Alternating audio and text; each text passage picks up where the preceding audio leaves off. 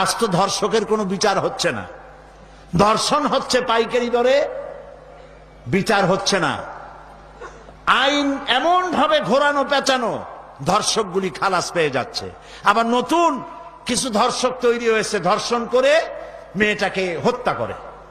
আযানিয়াতু ওয়াজ্জানি ফাজলিদু কুল্লা ওয়াহিদিন মিনহুমা মিআতা জালদা।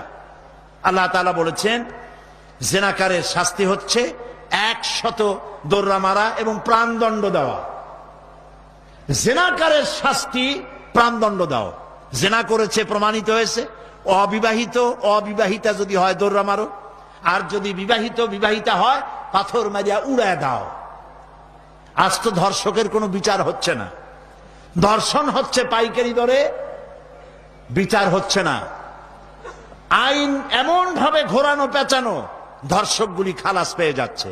আবার নতুন কিছু ধর্ষক তৈরি হয়েছে, ধর্ষণ করে মেয়েটাকে হত্যা করে।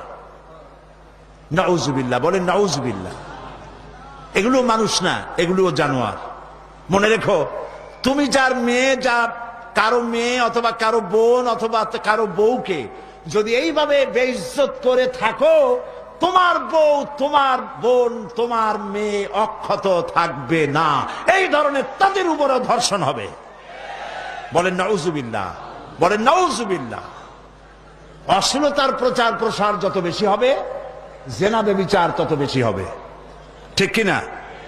তারপরে ডিশ এন্টিনার মাধ্যমে হাবিজাবি ছবি এগুলি দেখানো বন্ধ করতে হবে। বিবাহ সহজ করুন, অশ্লীলতা বন্ধ করুন, জেনা ব্যভিচার ধর্ষণ এমনি কমে যাবে। আলহামদুলিল্লাহ বলে।